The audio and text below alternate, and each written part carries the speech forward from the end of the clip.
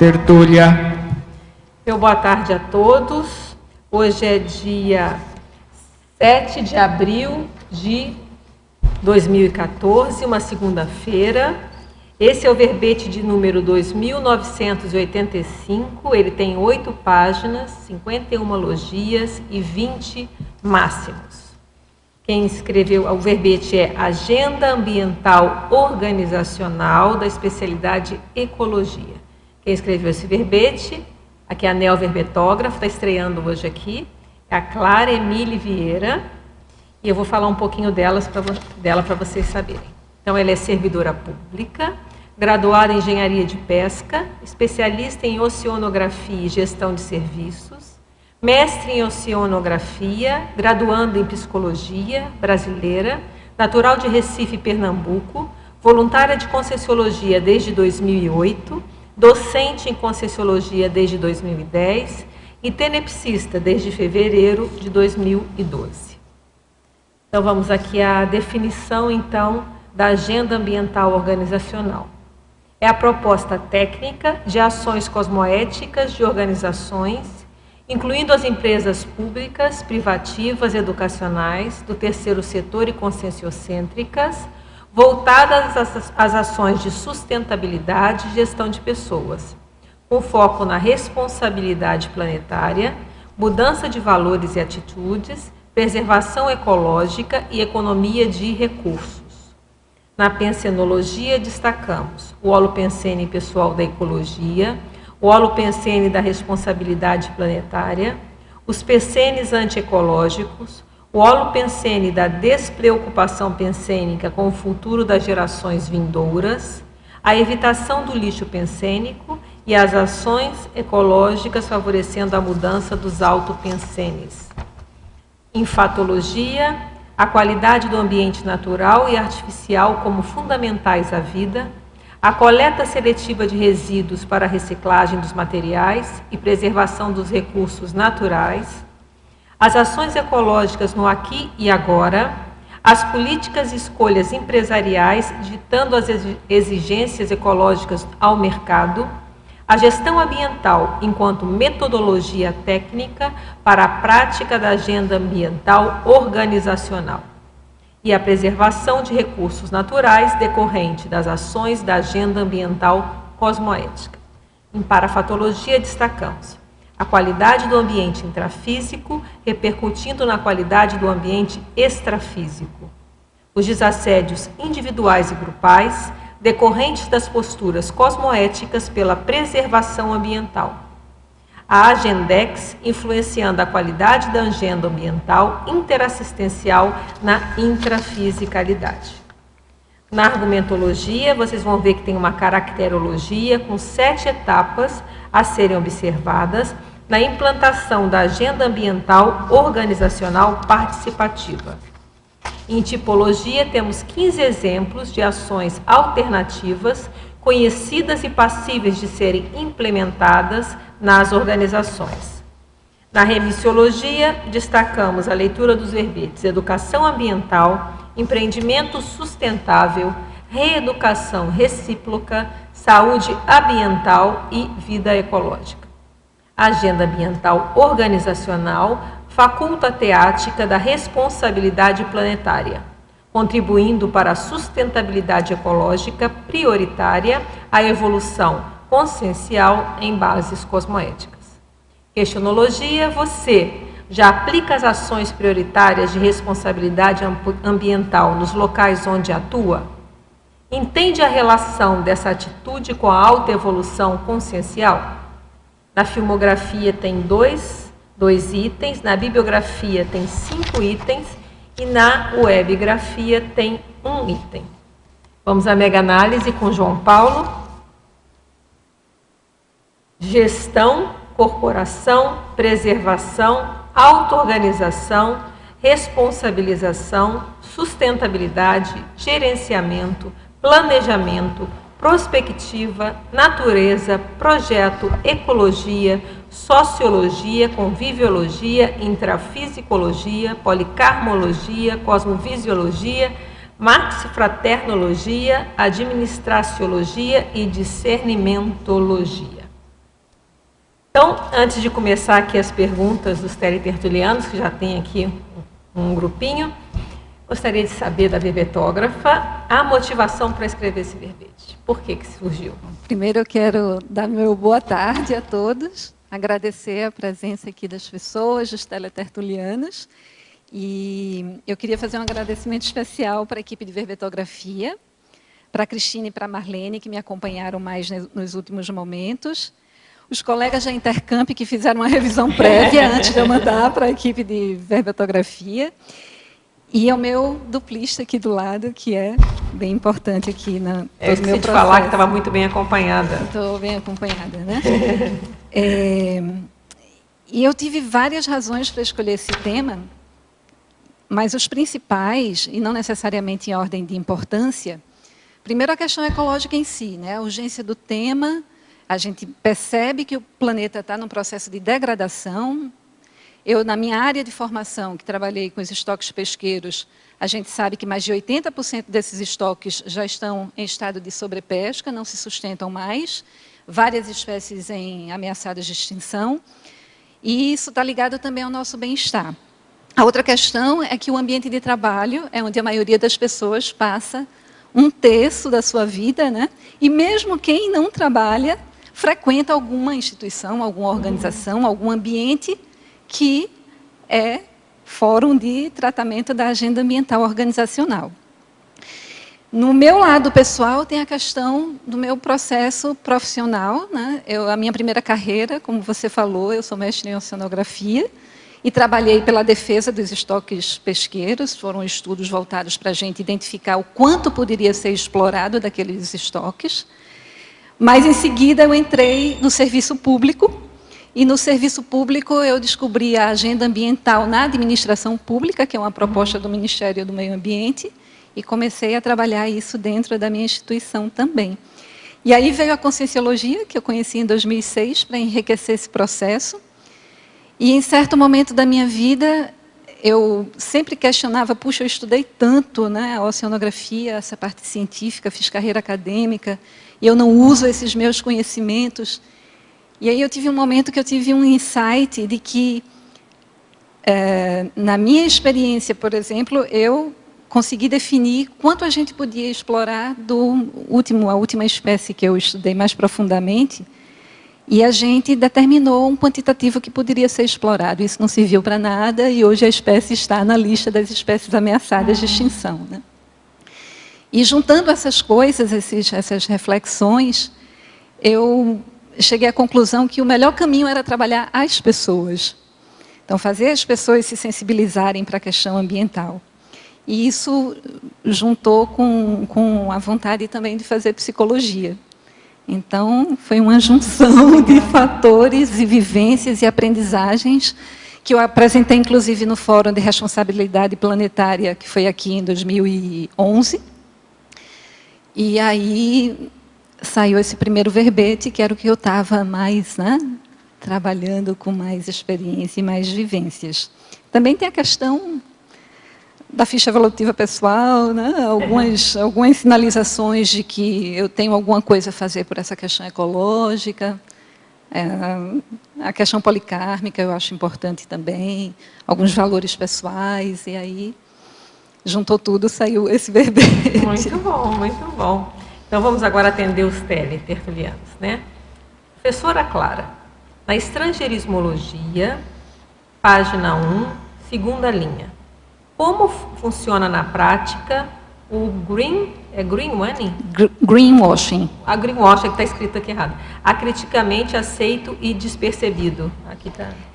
O greenwashing, para quem não sabe, resumidamente, sinteticamente, ocorre com aquelas empresas, aquelas organizações que apresentam ações de fachada para ficar bem na fita, né? Para o marketing da empresa. Elas se dizem ecológicas, e olha aqui o que eu estou fazendo, mas a intenção dessa proposta é o marketing empresarial.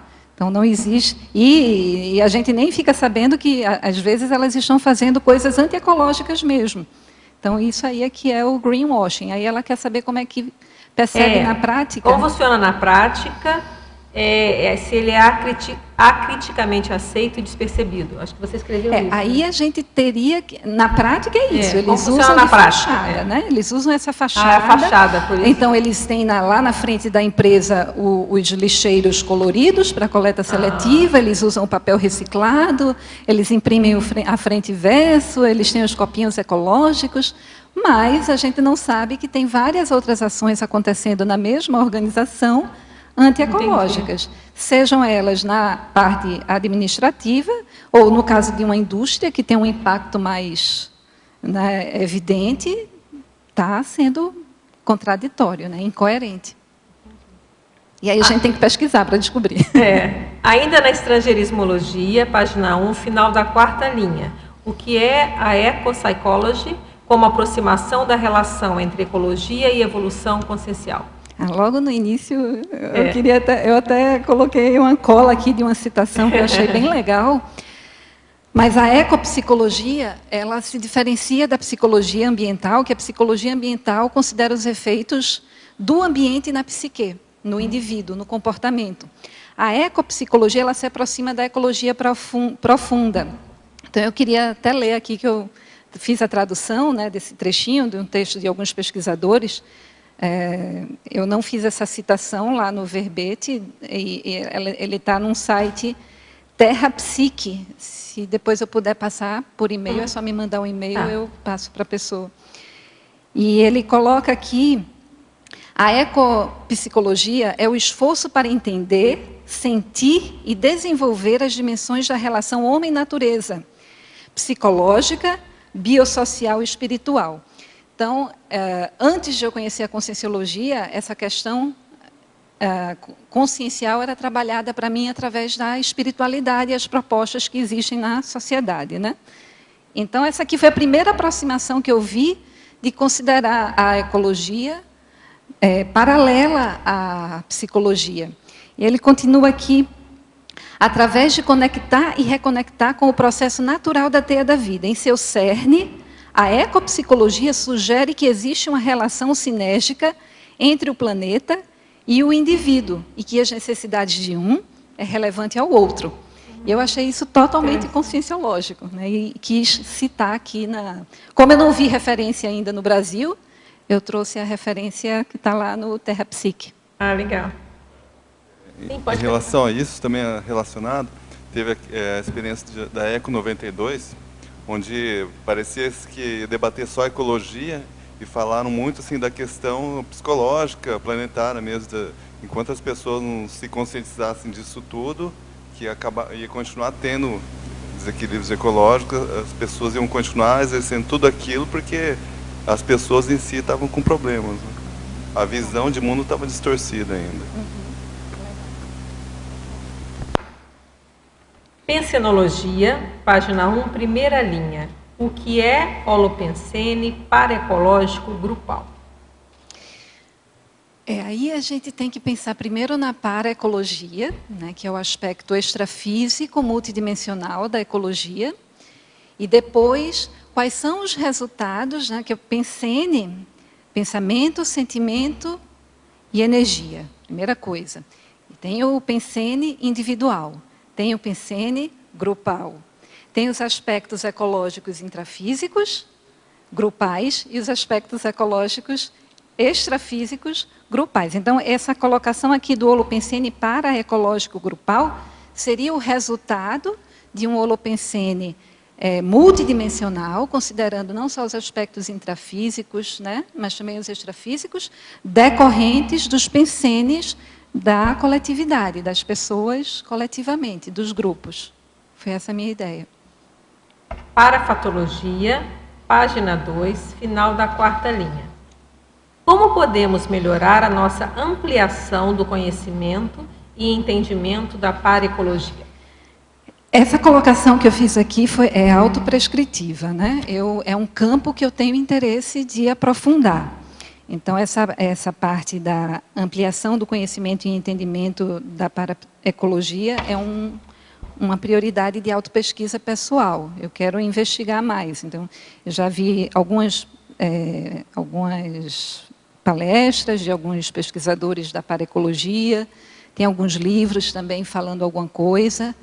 Eu tive algumas projeções semilúcidas relacionadas, mas eu ainda preciso aprofundar. Politicologia, página 4, última linha. Poderia comentar as políticas e programas de educação para a cidadania? Tem muita coisa nesse sentido, né? Nós somos, às vezes, fico maravilhada com a quantidade de leis e decretos e propostas, né? Que são ambientalmente saudáveis, de responsabilidade social, de qualidade de vida, de sustentação, né, do meio ambiente, mas, infelizmente, a gente não tem uma prática, né, e um acompanhamento efetivo de tudo isso. Então, você não vê elas irem para a prática, né? Tem muita lei, mas... Tem coisas que vão para a prática, sim, mas a gente tem muito mais para ser... Percentual que você imagina? Assim, vivenciado. Nossa, aproximado. Percentual? Nunca pensei nisso, Adriana. Não chegou a pensar. Né? Um percentual de cumprimento? Acho que bem pouco. A gente vê nas próprias leis, né, mais consideradas mais prioritárias para a sociedade, uma ausência de cumprimento das leis. Imagina para a ecologia que já está lá, né? Uma coisa que não é tão importante assim. Não, é muito importante, mas as pessoas não conseguem dar o valor devido, né? Legislação, página 4, terceira linha. Poderia comentar as leis de regulação de compras e procedimentos sustentáveis nas instituições públicas? Isso existe bastante, também material preparado para que a gente consiga fazer compras sustentáveis, né? Que seriam compras sustentáveis? Comprarmos de empresas que tenham um compromisso ambiental, que tenham uma ISO ambiental, por exemplo, produtos que são chamados ecoeficientes, que não agridam o meio ambiente, que sejam possíveis de ser feita a reciclagem das embalagens.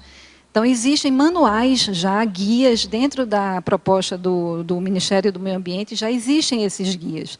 E isso é uma coisa muito importante, porque eu não tenho dado para o Brasil de quanto a administração pública consome, mas eu li que, na Europa, a administração pública consome 16% de tudo que é consumido na Europa.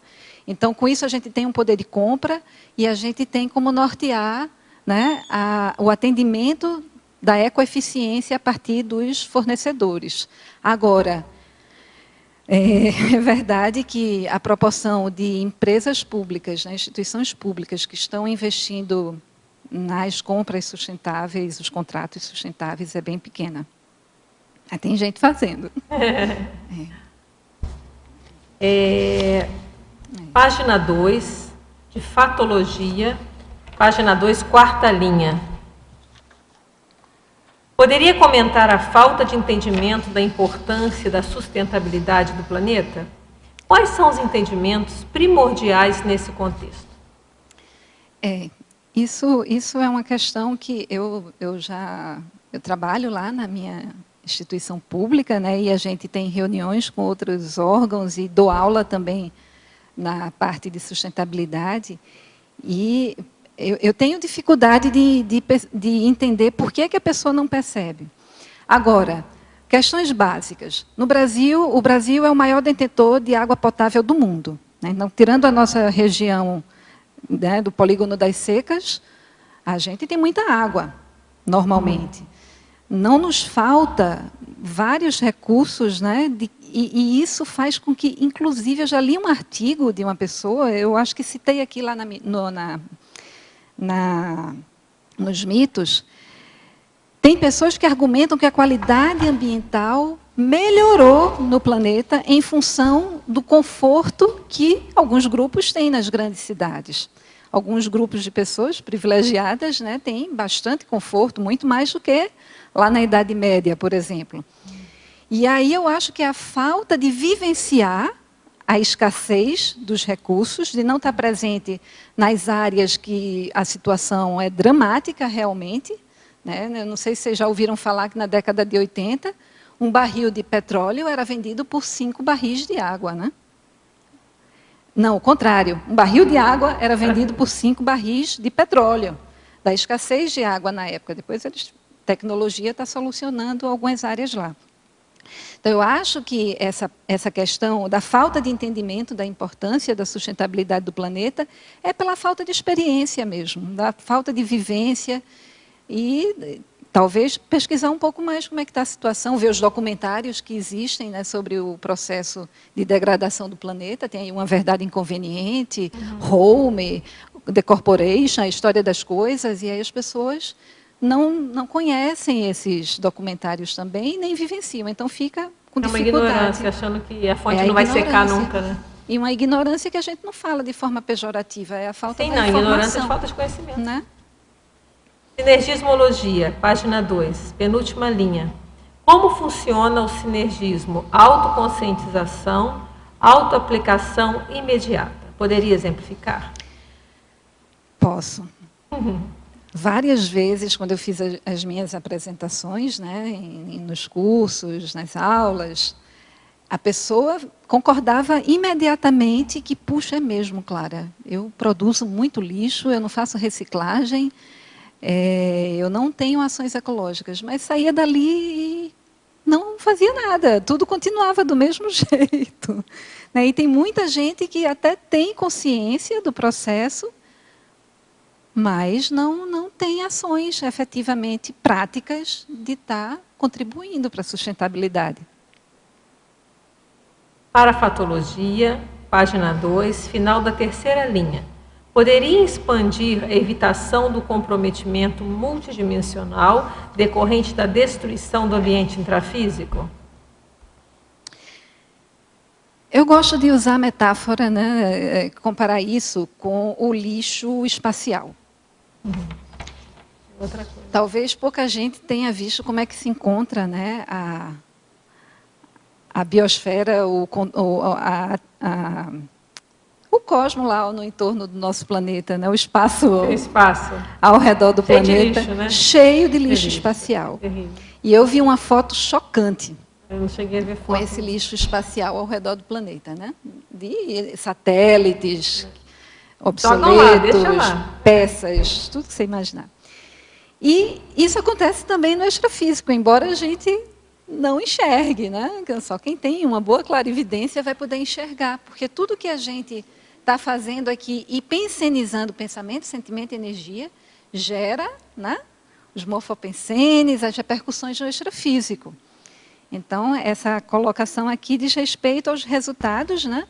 Como é que fica o extrafísico em decorrência da destruição do ambiente intrafísico, que gera, né, um holopensene muito negativo também. Teoriologia, página 2, segunda linha. Poderia desenvolver a teoria de o hábito, mesmo forçado, promover a mudança em relação ao seu tema de verbete? Porque às vezes a gente precisa se obrigar a desenvolver determinado hábito. É autoabsolutismologia, né? Autoabsolutista com você, né? Às vezes a gente acaba incorporando um hábito de tanto exercitar aquilo. E eu tenho um exemplo de uma colega de trabalho que ela me contou que eu fiquei super satisfeita quando ela me falou isso. A gente estava no processo de implantação da agenda ambiental lá no trabalho e ela chegou na segunda-feira me contando um episódio que ela tinha feito uma faxinona lá na casa dela. E teve uma hora que ela pegou os papéis e ela disse que pegou aquele bolo de papel assim junto nos braços e foi lá para a área de serviço jogar no lixo. Aí ela disse, Clara, quando eu olhei para o lixo, eu lembrei da agenda ambiental. E lá a gente fazia a separação do papel, né? E aí teve uma repercussão para ela na vida pessoal. Então, o hábito mesmo, ela não tinha o hábito de separar, mas lá no trabalho ela estava separando e acabou incorporando esse hábito, né, no cotidiano. Ela fazia, então, meio que forçado, né, porque a gente estava fazendo a coleta seletiva lá no trabalho e acabou incorporando. Mas acabou, era uma obrigação, virou uma conscientização. Né? Professora Clara, Fatologia, página 2, quinta linha de baixo para cima. Poderia comentar a consciência ecológica adquirida a partir das recins e ressex pessoais? Isso é legal, essa pergunta, porque o que eu tentei passar no verbete, uma coisa importante que eu não queria deixar de passar, é essa via de mão dupla, que você investindo na sua evolução pessoal, a partir da autopesquisa, né, da autoobservação, da autoconsciencioterapia, você vai desenvolver valores mais altruístas, como o universalismo, a cosmoética. Então, nesse sentido, aqui, qual é das vias que eu estou usando? Quinta, né? A consciência ecológica adquirida a partir das essências e reflexos pessoais. Então, na medida que você vai fazendo as suas reciclagens, ampliando o seu processo evolutivo, né, e entendendo esses valores mais altruístas, você acaba desenvolvendo a consciência ecológica, sim. É o natural, é o de se esperar. Claire, eu tenho duas questões. A primeira, em mitologia, quando tu falas aqui, o mito de a natureza ser apenas a fauna e a flora. Essa é uma questão de muita discussão, porque hoje em dia todo mundo acha que, afora o homem, o resto são recursos conscienciais. E a gente sabe, pelo paradigma consciencial, que desde lá o infusório nós temos um princípio consciencial. Então, tem um ser vivo em evolução. Então, eu gostaria que tu falasse sobre isso, sobre essa concepção de plantas e animais e todos os 5, 6 reinos serem recursos à mercê do homem.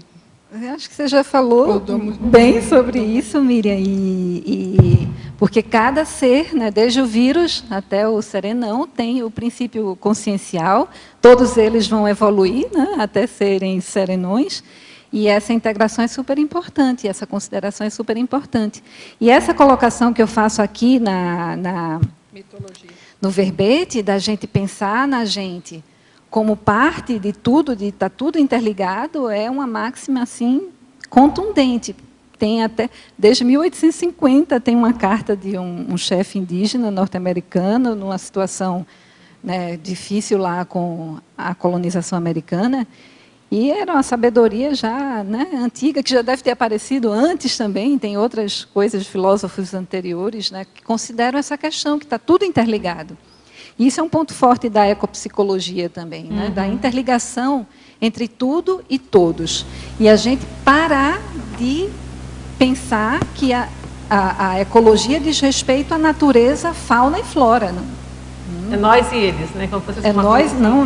Isso é um paradigma que precisa ser quebrado. Né? Estamos todos interligados. O homem é uma parte da teia.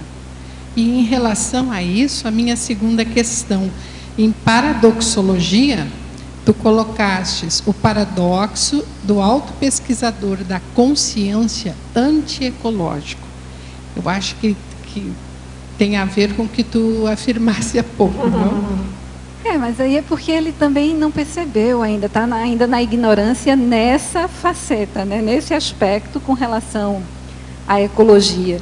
E isso, esse insight me veio num evento que eu vim aqui no CAEC muitos anos atrás. Tinha muita gente no evento, mais de 100 pessoas, e pouquíssimas pessoas estavam com uma garrafinha. A quantidade de copos, eu fui lá olhar no lixeiro, né? A quantidade de copos que foi utilizada nesse evento foi muito grande. Mas é a questão de que as pessoas ainda não tiveram a percepção, né, dessa mudança. E gente da conscienciologia. Mas é um paradoxo mesmo, né? Porque o que a gente preza mais é a autolucidez e a cosmovisão. Isso. É uma autoconscientização contínua, né? Cada dia a pessoa deve ir percebendo alguma coisa mais dos atos dela que interferem nisso. Tem uma pergunta aqui em efeitologia, primeira linha, página 3. O efeito halo das ações ecológicas. Poderia comentar um pouco? Isso aí tem muitos efeitos, né? Porque reverbera em tudo na vida da gente. Né? Quando eu comecei o trabalho da agenda ambiental lá no meu trabalho, a agenda ambiental na administração pública, além dos efeitos intrafísicos, Aí teve gente que passou a me admirar até, porque, puxa, Clara, você está preocupada com isso e a gente não tem nenhuma repercussão, mas é o dinheiro público de toda forma, né? A gente tem a ver com isso também.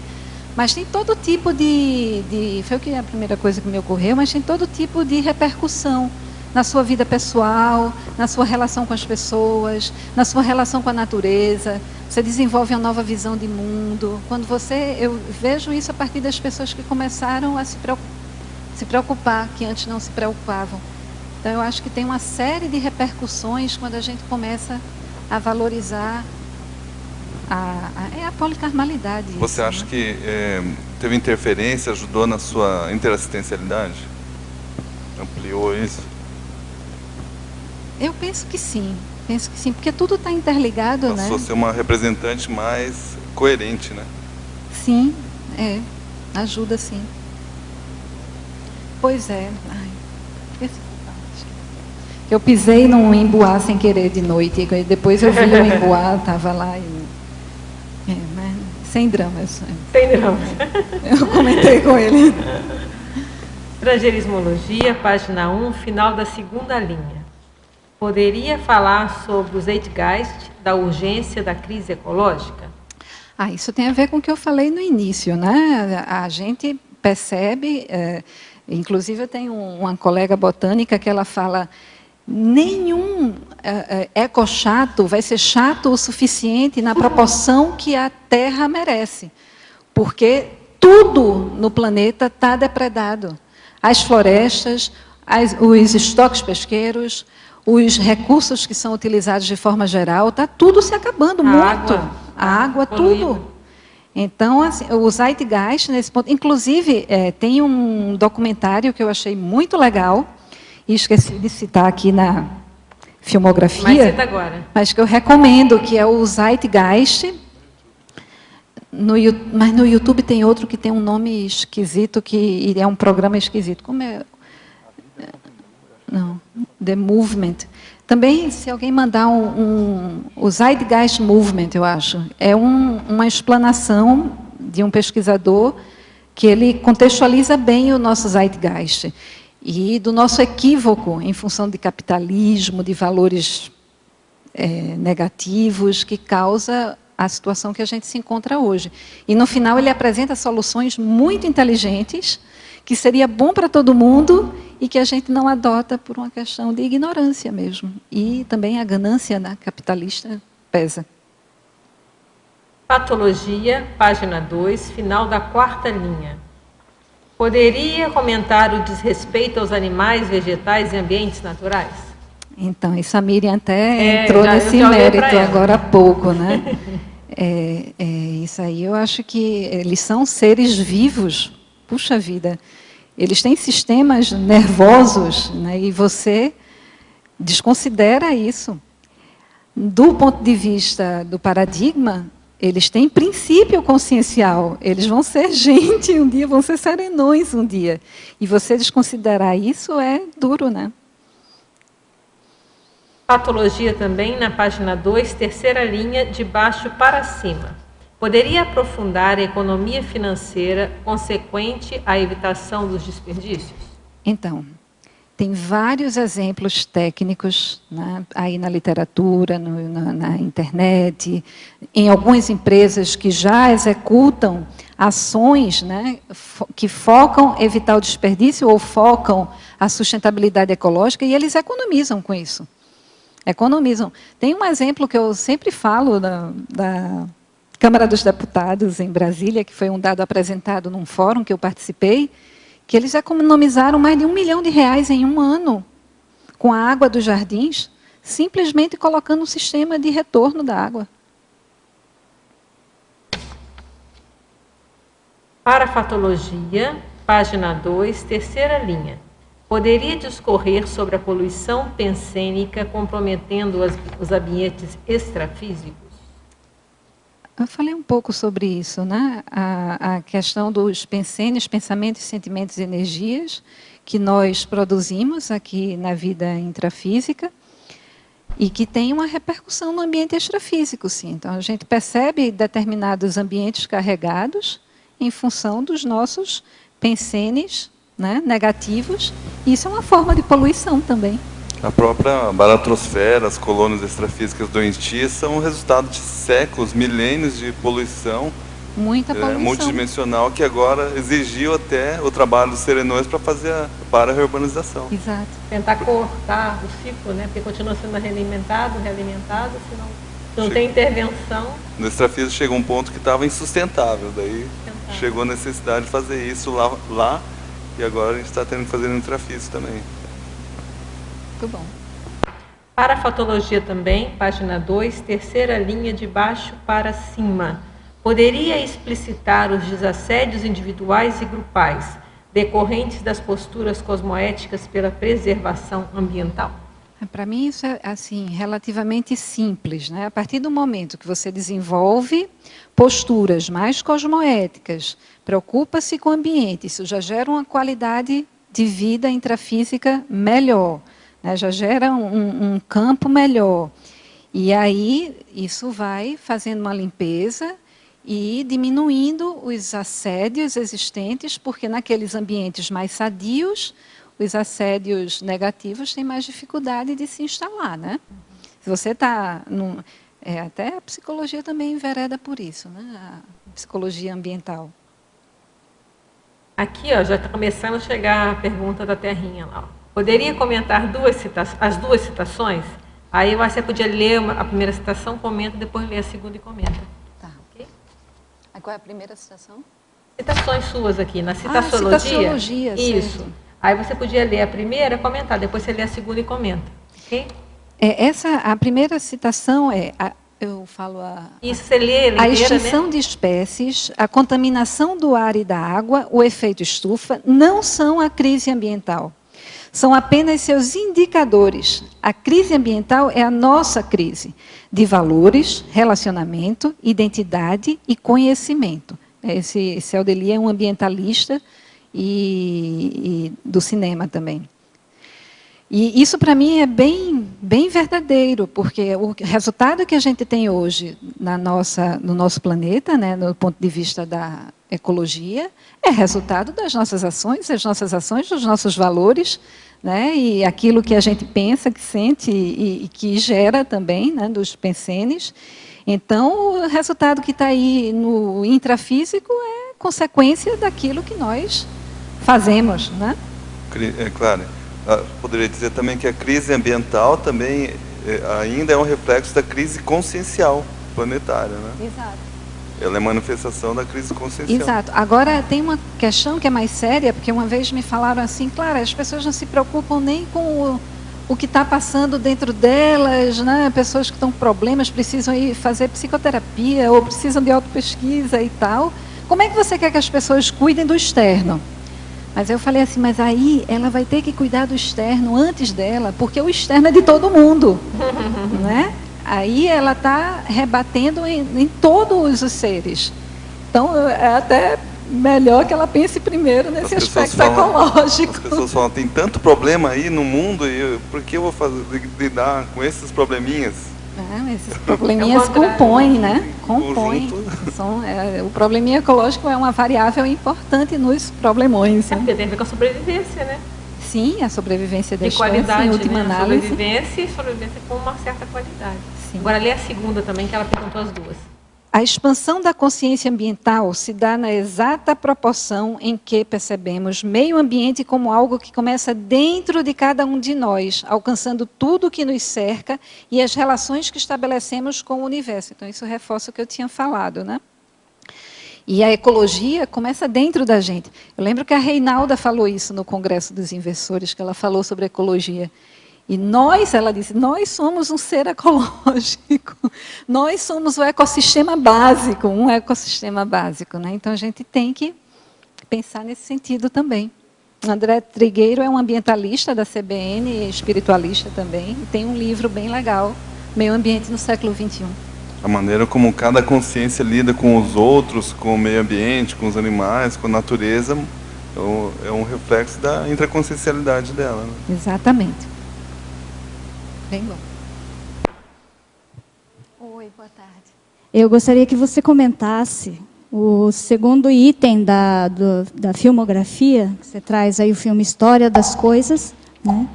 A repercussão, eu gostaria que você comentasse um pouco sobre o sinopse, né, que eu achei bem interessante, a relação desse filme com o teu verbete, e também com relação à repercussão, né, nas pessoas, com relação à conscientização, né, com relação a essa importância, né, do processo aí do ecossistema que você está...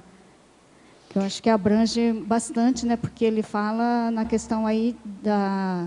né, degradação do planeta, então ele parece que tem uma abrangência bastante grande, né? Você não viu, não? Não, eu não... A História das Coisas é uma mistura de animação com a narradora. Eu achei muito legal porque ela sinteticamente, em 22 minutos, ela sintetiza toda a cadeia de produção, exploração, consumo, a ação dos governos, a ação das corporações, a participação das pessoas no sistema, a falta de criticidade das pessoas diante de algumas situações, como, por exemplo, comprar um rádio que custa $5, não pagou nem o frete daquele rádio, como é que você está comprando por aquele preço?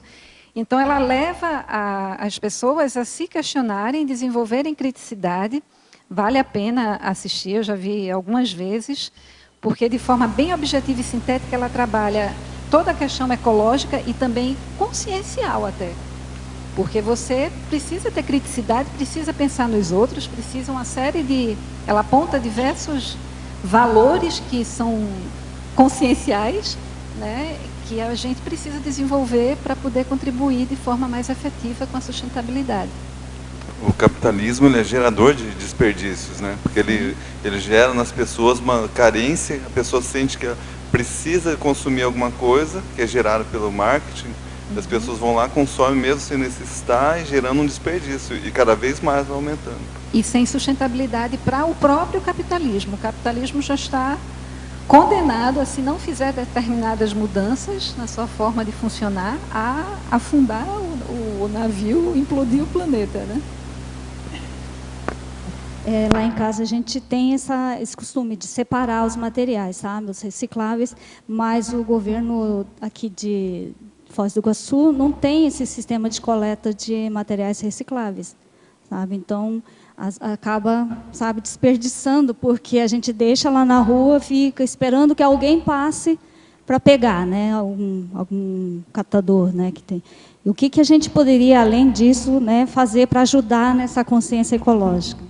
Isso é um problema. Se a gente está numa cidade que não tem uma empresa de reciclagem, ainda tem uma solução que é algum empreendedor ver esse nicho. É um nicho. É um nicho de negócio que não está sendo aproveitado. Então, é uma solução. As pessoas... E aí a comunidade pode, pela sua movimentação, gerando a demanda, fazer com que apareça essa indústria para poder aproveitar os recicláveis. Aqui não tem uma opção para as pessoas da conscienciologia que estão vindo morar em Foz empreender aí com uma indústria de reciclagem. Vai ter uma reunião, né, da Associação dos Moradores com as autoridades agora essa semana. E se não tiver jeito, aí é a gente reduzir, reutilizar ao máximo. Reduz o consumo e reutiliza ao máximo. Né? Se não tiver jeito. Olha, realmente, como nós produzimos lixo, né? Mas você acabou de dar a dica aí para quem estiver ouvindo de um nicho de negócio. Claro, e existe alguma política de incentivo a essas indústrias a nível federal, estadual, municipal? Existem vários incentivos, inclusive fiscais, para quem tiver iniciativas relacionadas à sustentabilidade ecológica. Aí, normalmente, elas são locais, então tem que fazer o levantamento aqui para Foz, quais são, né, E as cidades também têm uma questão que chama o ICMS ecológico.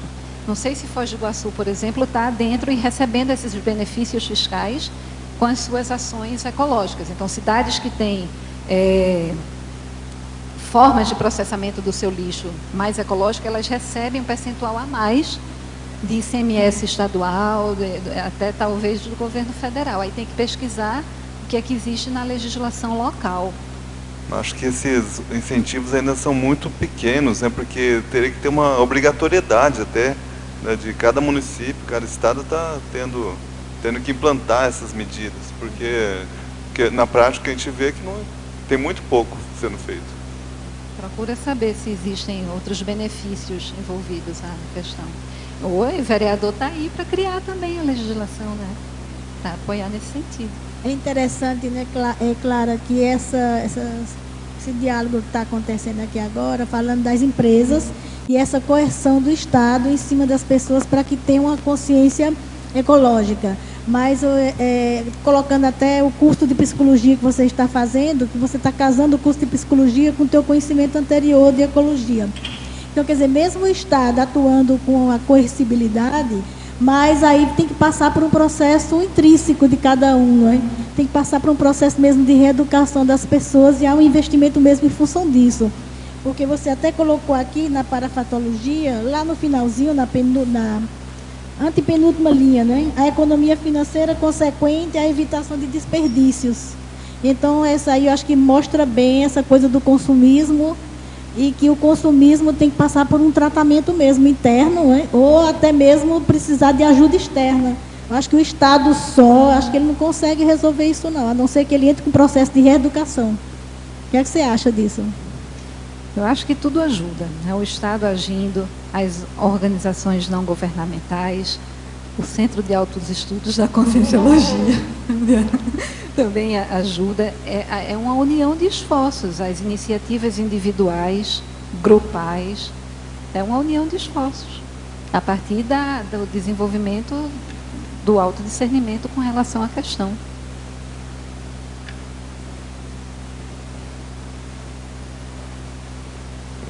Claro, na página 3, em neosinapsologia, você já comentou alguma coisa a respeito, você acabou de falar também, queria que você comentasse um pouquinho mais, depois queria fazer uma abordagem também. A neossinapses ecológicas, intraconscienciais, grupais e policármicas. Porque tem as ações individuais, grupais, né? Onde é que você leu? Neosinapsologia, na página 3. As neossinapses ecológicas intraconscienciais, que são as individuais, as grupais, e aquelas que a gente não está preocupada só com o nosso grupo mais próximo, ou até a nossa cidade somente. É a gente pensar no cosmos até, né? Até o planeta Terra como elemento interligado com os outros planetas em que existem outras vidas, né? Então, essas neossinapses, eu penso que a gente vai desenvolvendo a partir do desenvolvimento da autoconscientização com relação à questão e as ações se expandindo às ações grupais e a preocupação com o cosmos de maneira geral. E a questão também das outras vidas. Né? Interessante que aqui quando a gente faz curso, na hora do café, é servido uma salada de fruta e servido suco. E eu faço isso e observei que tem muita gente que faz. Pega o copo do suco, toma o suco, depois olha lá para a saladinha, vai lá comer no mesmo copo. Quer dizer, um copo a menos, está ajudando, né? Está ajudando. E agora está falando de uma outra coisa. Quando isso aí está fazendo uns 12 anos, 13 anos, houve uma oportunidade para eu comentar com a minha filha e 2 primos dela que estavam no carro. Nós estávamos viajando, alguém do carro da frente joga uma latinha de Coca-Cola, alguma coisa, não sei se é Coca-Cola, refrigerante, não deu para ver, né? Jogou pela janela, foi direto no meu carro. As crianças que estavam comigo assustaram, quer dizer, não aconteceu nada no carro, mas quase que eu perdi a direção, né? Olha a reciclagem aí. Se ele tivesse pensado um pouquinho a mais, colocaria ali do lado, né, na época, no lado do motor, não sei que lado que foi, se foi do motorista, mas colocaria no chão do carro, depois pegaria o lixo, a oportunidade da gente educar. Ó, tá vendo? Quase que bateu o carro, a pessoa não foi responsável, poderia ter colocado a latinha ali, porque existe meios de você educar em diversas oportunidades, né? Então, estou falando da neossinapse em grupo e acho interessante isso. Isso aconteceu comigo uma vez também, estava passando lá de um ônibus, aí jogaram a latinha pela janela, caiu em cima do para-brisa e quebrou meu para-brisa. Então, eu acho que a pessoa que tem esses atos, né, como todos os outros atos antiecológicos, a pessoa toma atitudes que não atinam com as consequências daquilo. Só pensa em se livrar daquilo que não lhe presta mais e não pensa na consequência daquele ato, para o planeta, para as outras pessoas. Olha, poderia ter sofrido um acidente, tanto você quanto eu ali, né? Na ciclologia, Clara, aí o Só ciclo para fechar o que eles colocaram, Fátima, isso tem a ver, eu coloquei na remissiologia o princípio da responsabilidade interassistencial. Então, a sustentabilidade ecológica, as ações que a gente desenvolve, é processo de interassistência. Imagina se vocês, né, sofressem um acidente por uma bobagem. Agora, aí também faltou até educação básica. Né? Essa primeira frase, o ciclo do PDCA, dá para você expandir aí isso que você quer colocar? É porque a agenda ambiental organizacional, a gente precisa desenvolver de forma bem elaborada, através de um projeto. Não são ações... Você pode até desenvolver ações isoladas, mas o interessante é que a organização, seja ela qual for, desenvolva um projeto, elabore um projeto, e no projeto, pela metodologia de gerenciamento de projetos, a gente aprende a usar o que na administração chama do ciclo PDCA, que é o Plan do Check Act, que é fazer, planejar, em primeiro lugar, e esse é um ponto muito importante no processo, fazer, executar o que foi planejado, depois tem a fase de checar, né, tudo que a gente fez, o que é que gerou, a gente faz um acompanhamento, e o agir, que é a última etapa, são os ajustes, as melhorias que a gente faz nesse ciclo do PDCA. Exemplologia. Exemplologia. Poderia diferenciar a agenda ambiental organizacional eletronótica da agenda ambiental organizacional conscienciológica? Sim, e inclusive aqui na exemplologia estão alguns exemplos, né? Mas a eletronótica seria aquela que a gente pensa só no intrafísico, ela não considera o paradigma consciencial. Ela está considerando todas as vantagens para a sociedade, mas todas no aspecto intrafísico, o lucro que pode gerar, a evitação dos desperdícios e tal.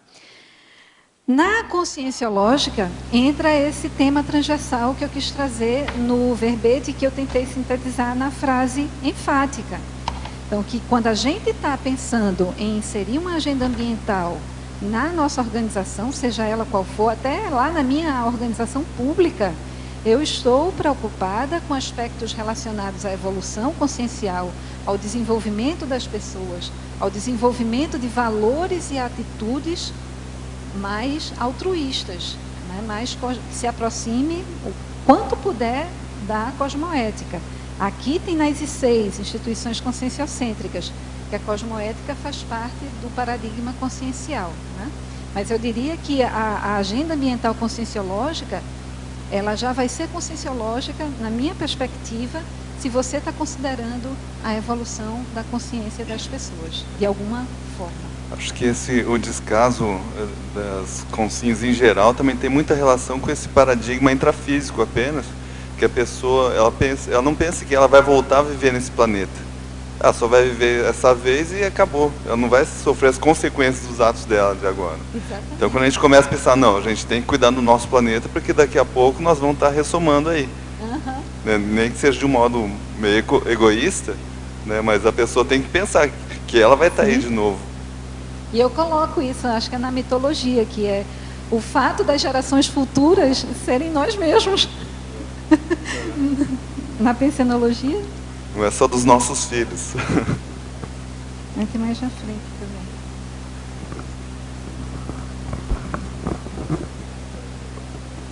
também. Poderia ampliar aí na patologia, mais ou menos no meio, o que é essa Agenda 21 e a condição, então, com a condição de instrumento de planejamento participativo?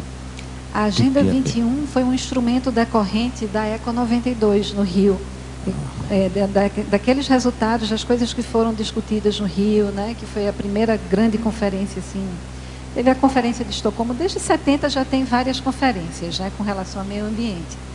Mas a do Rio foi, eu acho que teve mais repercussão no planeta, né?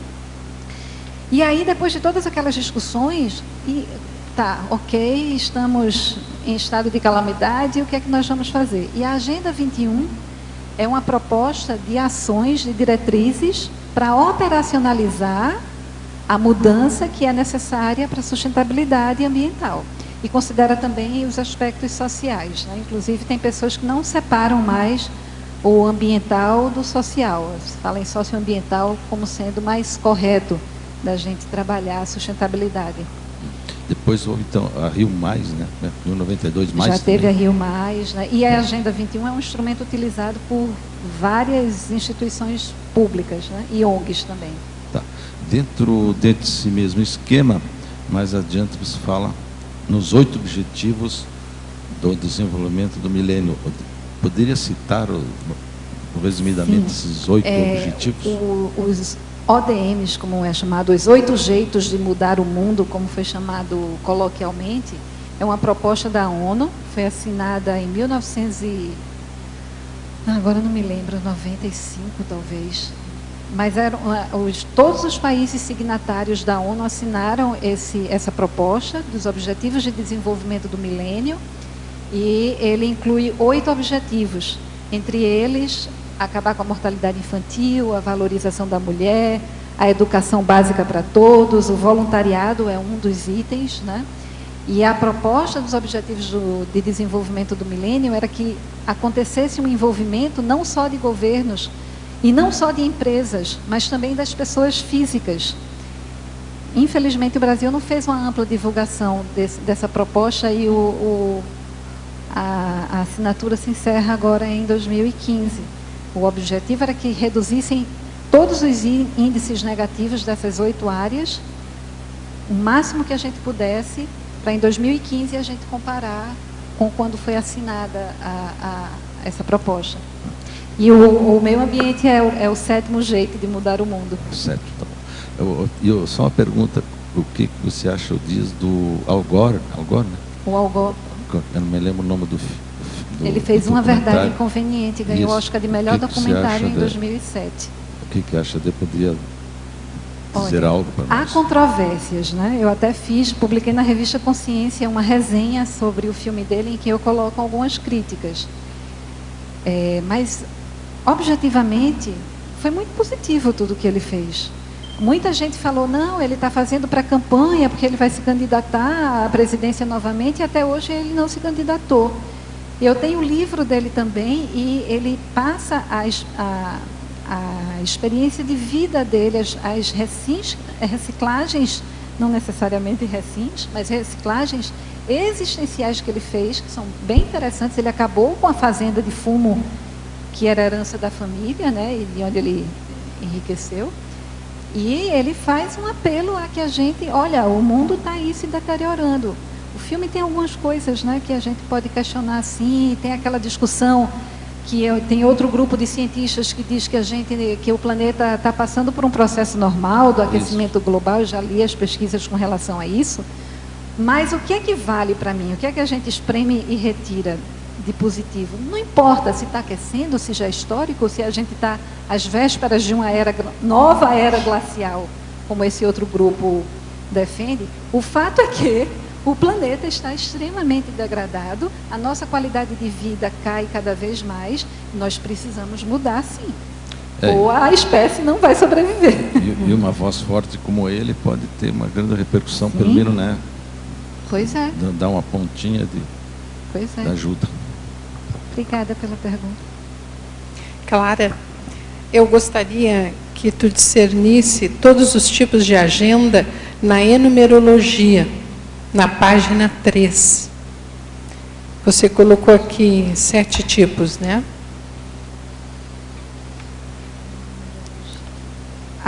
Primeira coisa, a agenda vazia.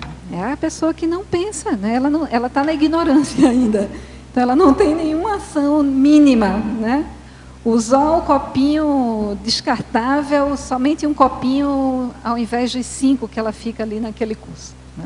A agenda está vazia, ela não faz absolutamente nada. A agenda do autodiscernimento, ela começa a ter discernimento com relação à situação, ela começa a sair da ignorância. E esse autodiscernimento vai não crescendo, né? A agenda de autopensinização. Então, pensar, sentir e gerar energias sustentáveis, pensando na sustentabilidade, na ecologia, e tem a questão extrafísica também, que está na fatologia, que tem a ver com a autopensinização.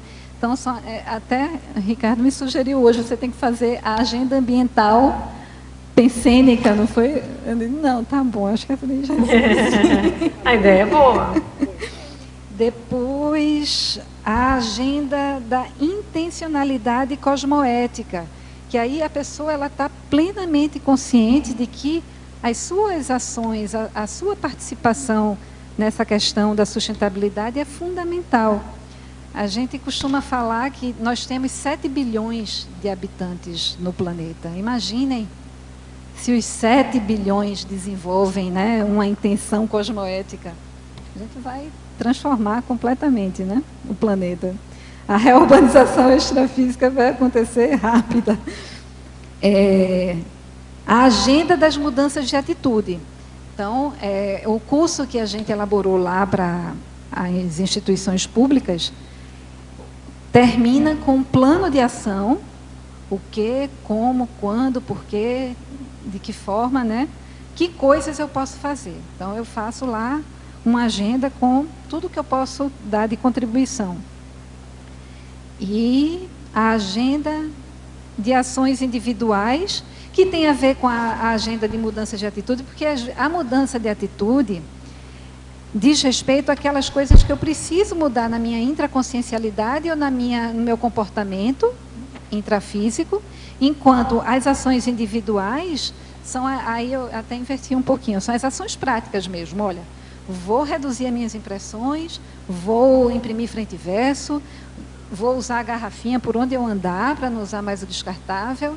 Só uma dica adicional, os descartáveis, principalmente para o café, é um perigo, porque o nosso plástico não tem controle de qualidade, principalmente no Brasil isso se agrava, e ele gera dioxina, que é cancerígena.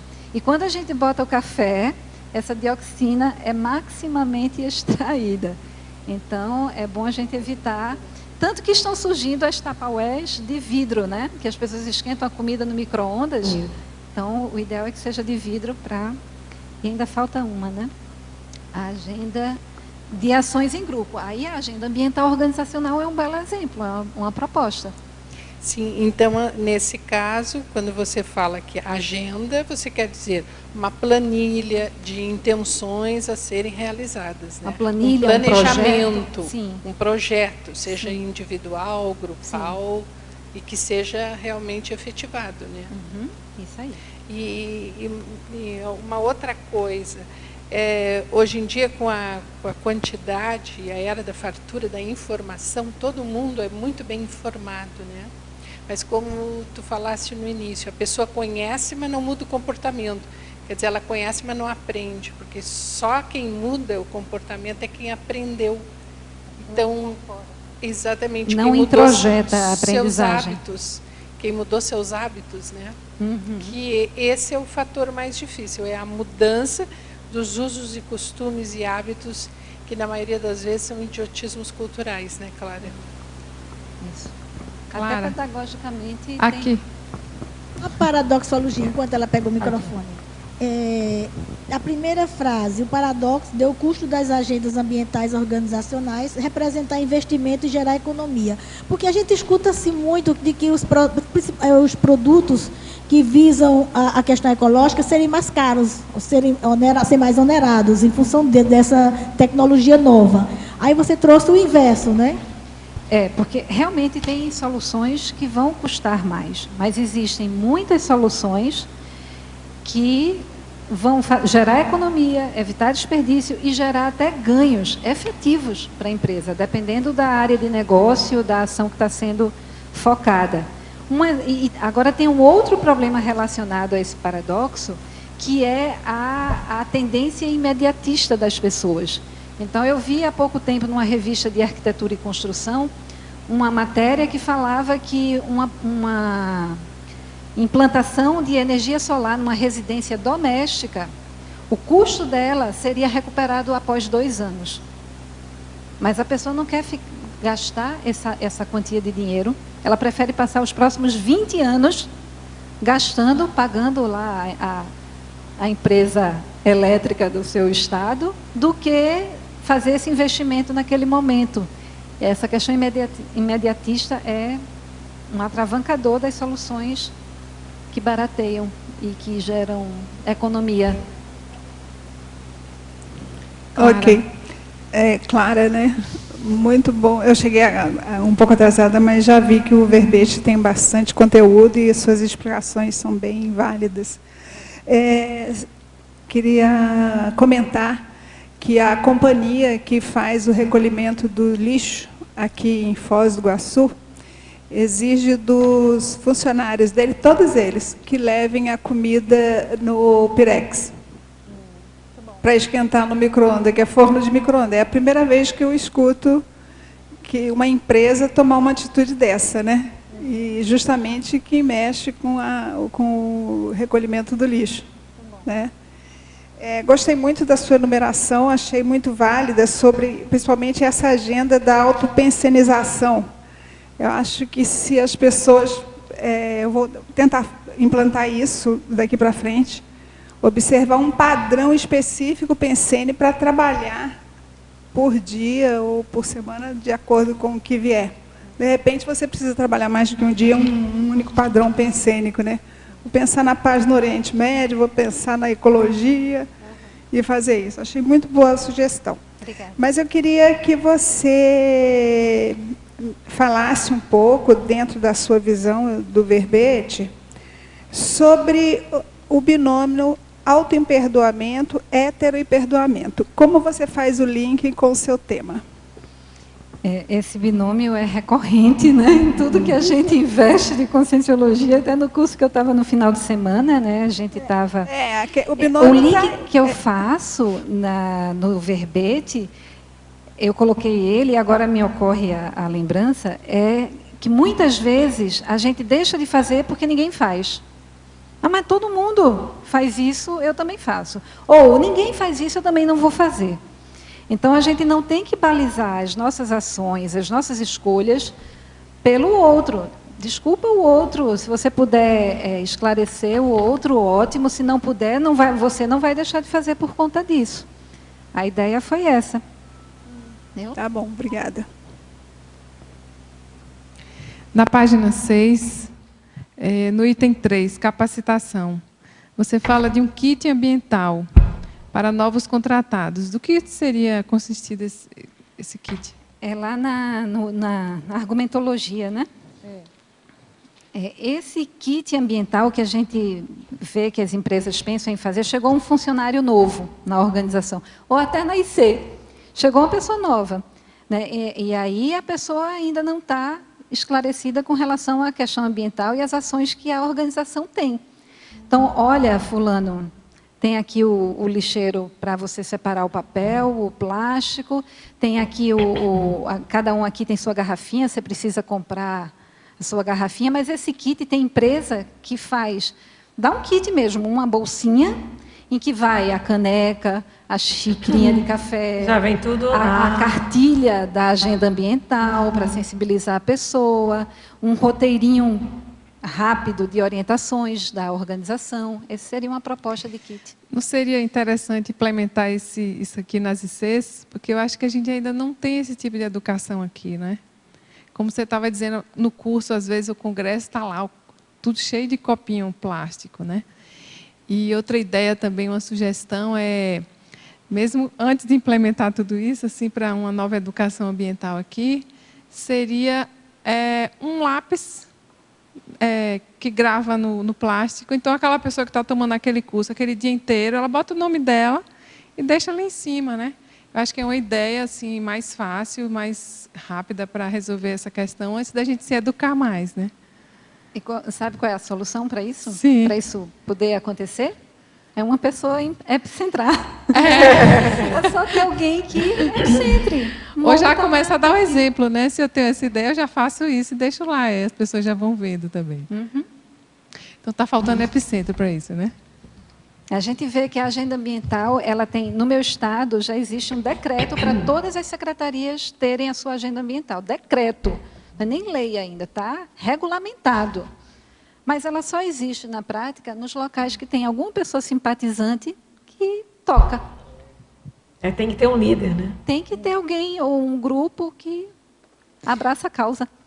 Ô, Clara, então você cairia nessa questão daqui da antagonismologia, a segunda linha.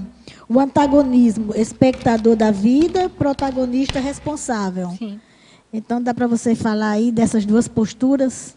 Porque tem gente que fica naquela de lamentar, né? E não põe nada em... Ele não é protagonista, ele não faz nada. E aí não gera resultado, né? É porque é muito fácil você chegar e apontar soluções para que outras pessoas façam, né? O interessante é você apontar e você mesmo bancar, como você colocou aí, aparecer alguém para epicentrar, não é?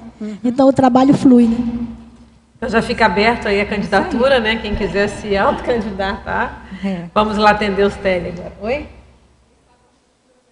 Quem sabe, não é um OEC, quem sabe fazer um OEC só disso, né? É interessante.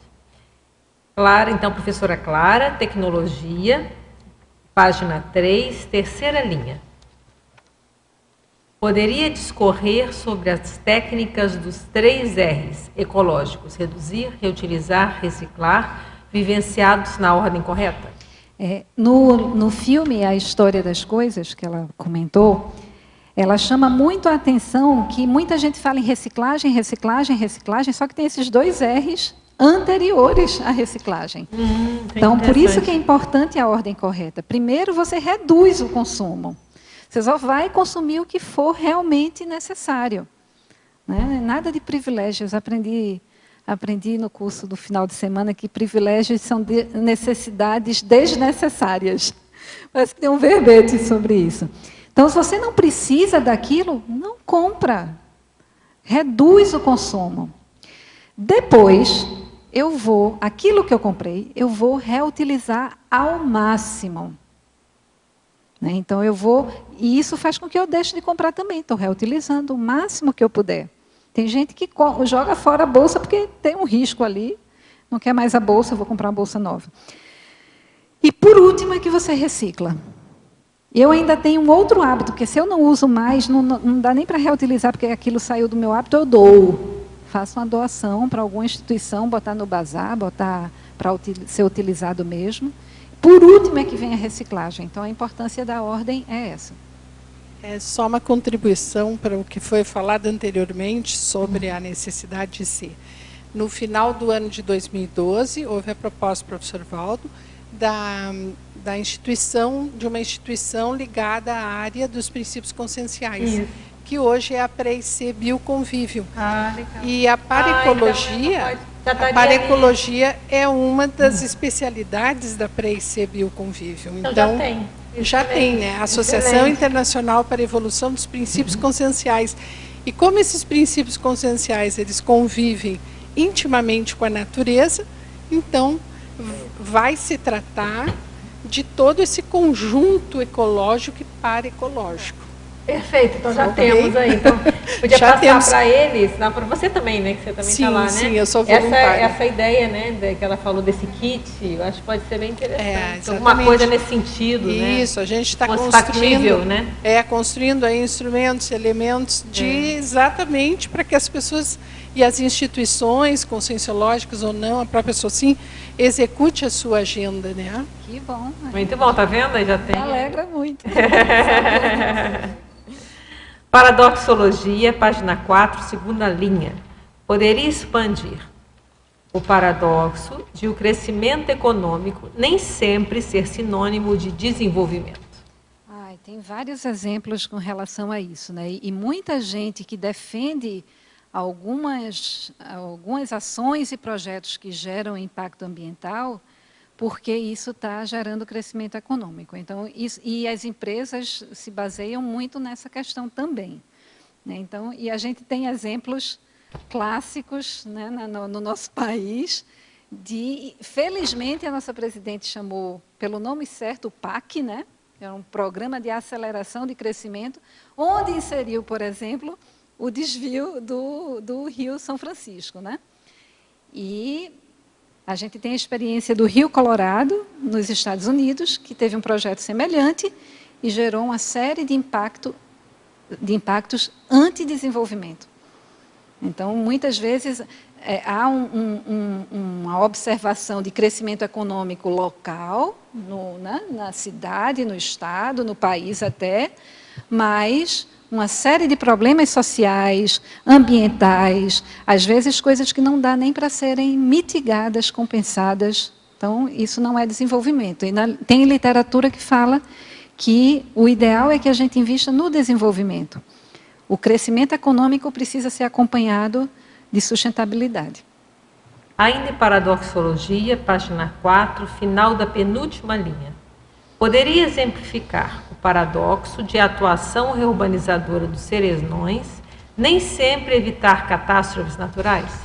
Essa foi uma ideia que me ocorreu, considerando que tem coisas que precisam acontecer dentro do processo das reurbanizações extrafísicas e para o próprio aprimoramento e desenvolvimento do planeta. Então, quando eu coloquei esse paradoxo aí, foi na intenção de mostrar que nem sempre uma catástrofe natural é puramente negativa. Tem outras questões associadas à lógica multidimensional, né, que explicam esse processo. Essa foi a ideia. Em maniologia, você colocou aí a mania de imprimir documentos desnecessariamente. Aí eu lembro, né, que fui tirar saldo de um banco, de um dos bancos que, assim, só trabalho com 2, né? Então, um deles, ele solicita, você vai pedir o saldo, ele pergunta se você quer imprimir. Quer dizer, a princípio, não é para imprimir. Se você passar batido ali, você é um papel a menos que você está colocando na natureza. Mas ele abre essa opção e eu achei bem válida, né? Uhum. Ele deixa a impressão por conta da pessoa. Sim. Já é um passo, né? Se todos os bancos agirem assim, menos papel, né? Sim. Aí isso aqui já me chamou a atenção. Lembrei e para os milhões de pessoas, isso tem uma repercussão importante. Quantos usuários não tem, né? Muito bom. Professora Clara, mitologia poderia expandir o mito da superioridade humana? Então, isso tem a ver com o que a Miriam estava trazendo lá no início, né, que somos todos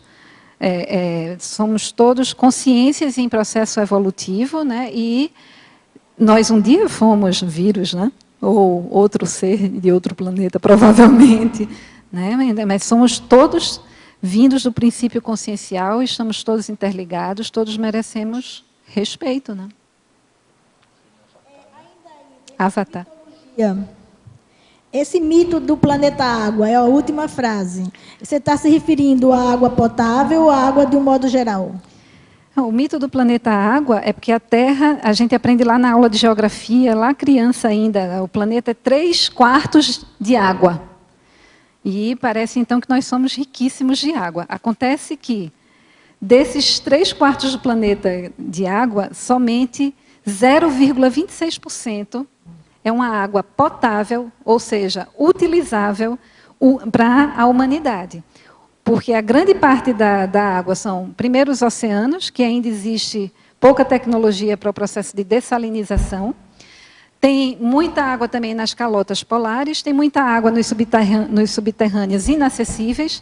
Então, imagina 1 litro de água, somente uma gotinha é de água potável. Por isso que é o mito do planeta água. Interessante, eu não sabia.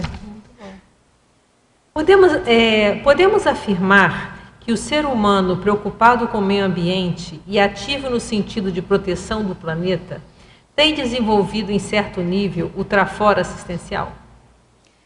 Eu acho que cada caso é um caso. Eu acho que vai ter pessoas com esse sentimento de responsabilidade ecológica que ainda tem várias facetas interassistenciais que precisam ser melhoradas, desenvolvidas até. E tem gente que tem outros aspectos interassistenciais bem desenvolvidos, mas que ainda não está nesse processo interassistencial relacionado à sustentabilidade. Eu acho que vai depender de cada um. Estou pensando que eu acho que é muito a ver com essa questão da omniassistência, né? Geral. Porque tem gente que às vezes é muito bom para animal, mas não gosta de lidar com gente. Aí tem outros que lidam, não quer saber de animal. Então, quer dizer, na verdade, é isso que tem a IC também lá, que vai pegar esse outro filão, né? Todos os princípios conscienciais. A gente fica mais completo na assistência. Né? Isso. Só terminar a pergunta da pessoa aqui. A falta da consciência ecológica pode demonstrar falta de interassistencialidade desenvolvida ou apenas falta de visão, atenção?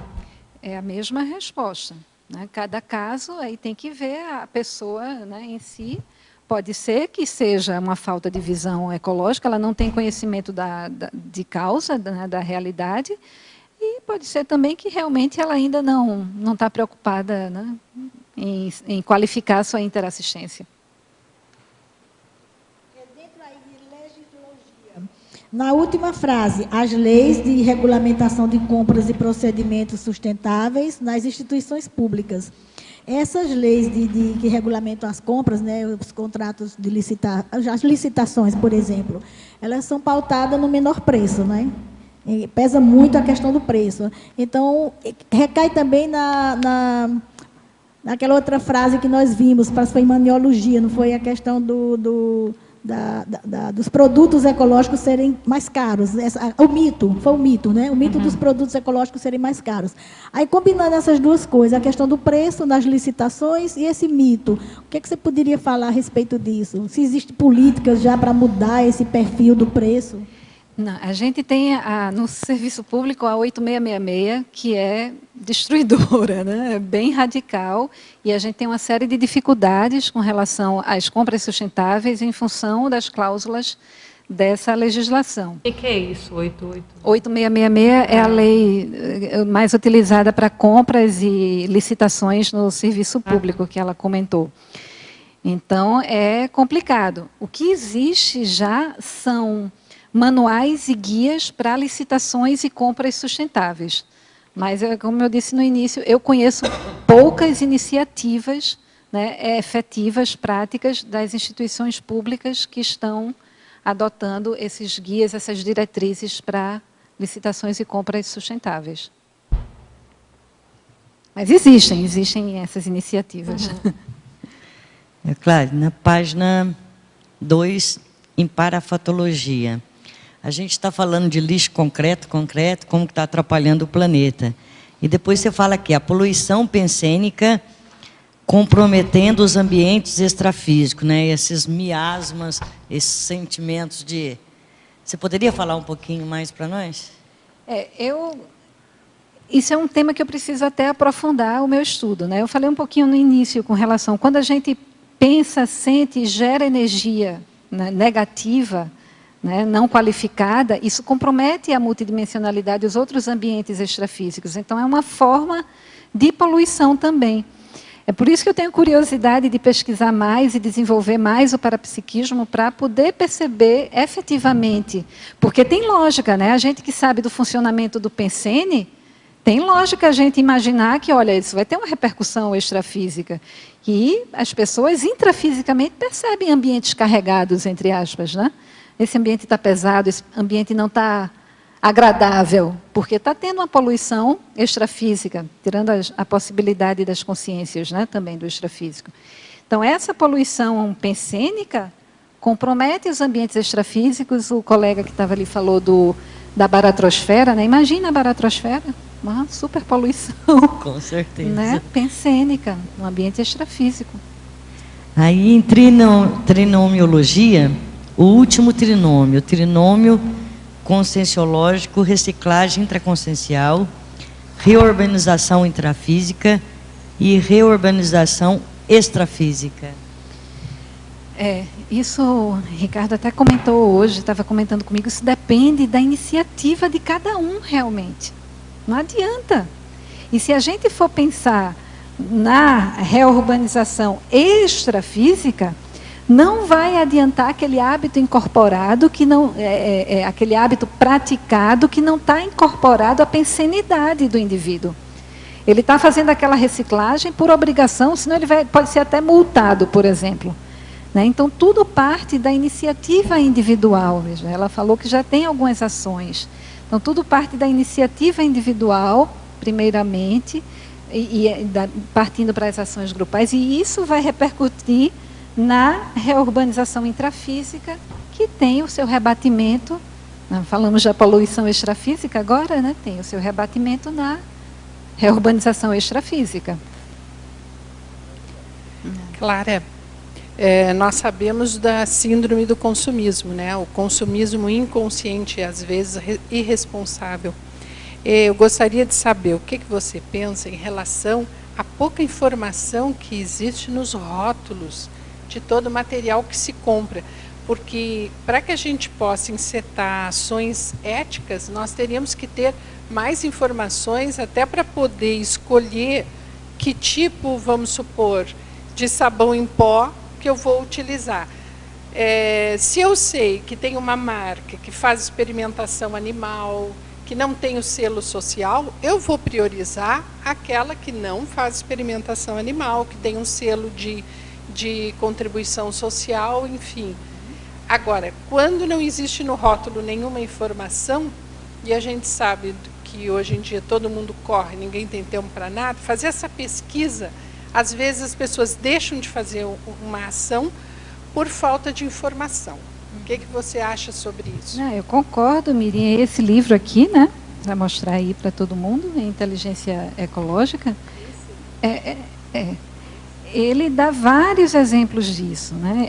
É super importante que as informações estejam acessíveis às pessoas. Mas tem que ter as duas coisas. Precisa haver também um processo de conscientização das pessoas, que muita gente não lê lá o rótulo. Agora, no livro, ele fala até um exemplo de uma toalha que foi colocada à venda numa loja de departamentos, e era uma toalha mais cara, mas tinha uma plaqueta do lado. Esta toalha foi produzida por trabalhadores em condições excelentes de qualidade de vida no trabalho, uma coisa assim, nesse sentido. E em condições ecológicas, era um apelo nesse sentido. E esgotou a venda das toalhas. Durante várias semanas já tinha toalha do lado, mais ou menos parecida, e não compravam, compravam menos aquela outra toalha, né? Então, o rótulo é importante, sim. A informação chegar nas pessoas é fundamental. Fundamental. Tem a nova forma que você, com o celular, você reconhece um holograma, né? Como é o nome daquela marca? Código de barra? Código de barra? É feito um código de barras, mas é um quadradinho, é diferente. Ah, sim. Aí você tem ali várias informações com o celular, você identifica informações da empresa, do produto. Isso essa muito vai ser bom. a solução. Essa é uma das soluções, porque a gente sabe... Não dá trabalho. Eu também li esse livro e ele é muito esclarecedor sobre a maquiagem que algumas empresas fazem dos seus produtos. Greenwashing. Então, às vezes, um segmento do processo projetivo é verde, como se diz, né? Então, eles já solicitam um selo verde, quando os outros segmentos são completamente antiecológicos, e a gente compra achando que está favorecendo uma empresa totalmente ética. Exato. Né? É o greenwashing que a gente falou. É o greenwashing que se falou no início.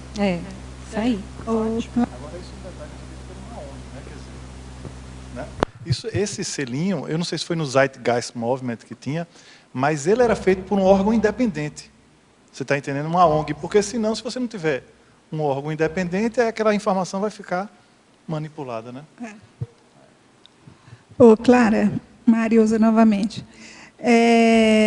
Aqui na tipologia, né, na 14ª questão, você coloca sobre parcerias com cooperativa catadores de lixo reciclável. Na página 6. Sim. Só um minutinho. Eu fui síndica aqui do condomínio Vila Consciência durante 2 anos e pouco.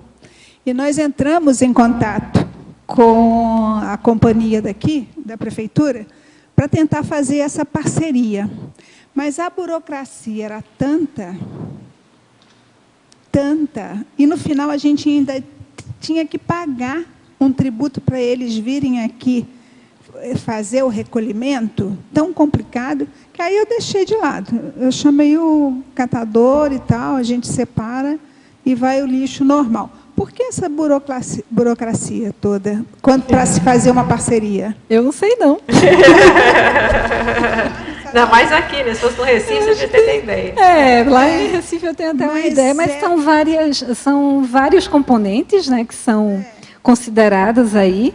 Mas uma coisa eu aprendi na minha vida pública é que, quando existe vontade política, tudo acontece. Então, voltamos à questão do epicentro. E a colega tinha falado lá no início aqui não tem a indústria para reciclar. Então, é um nicho de negócio para os moradores investirem aí, né? Fabiana. Sim, oi. Por favor, na página 6, na tua listagem, tipologia, eu gostaria que você falasse um pouco sobre o item número 8 e o item 12. Essa parte aqui da tipologia, eu mapeei a partir das experiências de várias instituições que eu assisti às apresentações, conversei com os colegas. Então, é um universo de ideias gigantesco, né, que as pessoas têm quando abraçam a causa, quando tem um epicentro, quando tem pessoas que são tocadas, não faltam ideias. E, quando tem gente para executar também, surgem essas ideias aí para ajudarem, né? Então, o 8 diz respeito aos estímulos, né? Porque a gente vê que tem todo tipo de gente, com todo nível de valores, todo tipo de valores. Na minha instituição, por exemplo, a gente tem um público de pessoas que são muito sérias, até pela atividade fim de Secretaria de Fazenda. Então, não dava para chegar para eles, por exemplo, com o primeiro filme do Ministério do Meio Ambiente, que tinha um padrão lúdico meio infantil. Muito legal o filme, muito bem feito a animação que eles fizeram. Mas para aquele público mais taciturno, né? Mas não era o ideal. O filme novo deles já está mais técnico, mais tecnológico, com efeitos especiais. Então, esses estímulos têm que ser de diferentes tipos para abranger as diferentes pessoas. E aqui eu listei algumas ideias, né? O concurso de ideias é interessante porque envolve as pessoas. As pessoas se inserem no processo. A identificação de talentos internos, idem.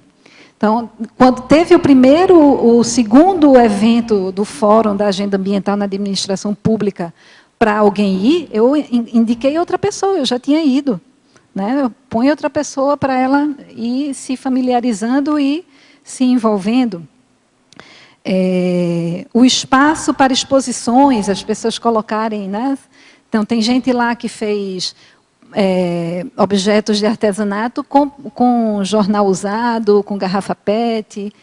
São outras ideias, tem muitas ideias. Lá no site do Ministério do Meio Ambiente, nos sites das ONGs, tem muitas coisas que a gente pode fazer para estimular o envolvimento das pessoas. E o outro que você falou foi o 12, não foi? Foi. Projetos promotores de soluções criativas para a motivação e o trabalho de equipe. Uma coisa que acontece com a agenda ambiental, na minha experiência, é que frequentemente as agendas ambientais na administração pública são conduzidas pelo setor de RH, na gestão de pessoas. E o mote ambiental, a maioria das pessoas se sensibiliza. Então, é uma forma da gente trabalhar questões relacionadas à motivação, ao trabalho em equipe, com o pano de fundo da ecologia, que as pessoas se tocam. Então, teve gente lá no meu trabalho que passou a levar plantas, o pessoal decorou os ambientes de trabalho com plantas. Teve uma área que teve um concurso, quem tinha a caneca mais bonita, mais prática, melhor.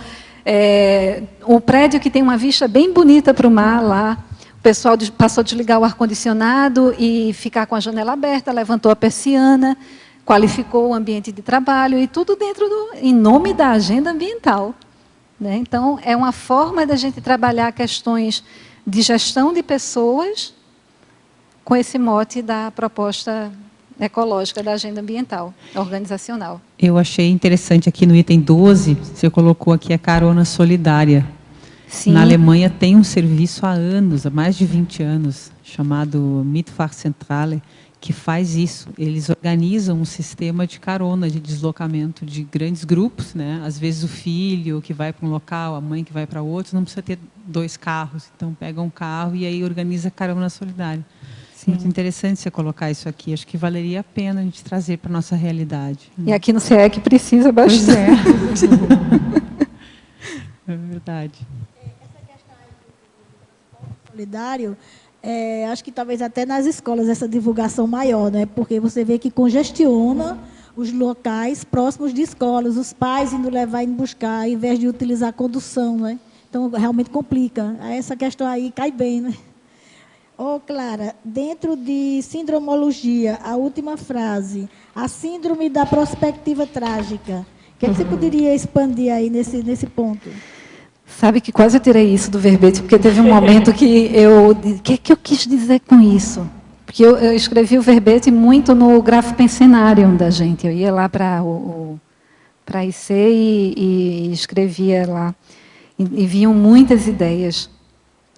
Mas cadê, Fátima? Na sindromologia, né? A síndrome da prospectiva trágica, quando eu fui repensar nessa história, seria aquela posição de que a pessoa não vai fazer nada porque não adianta mais.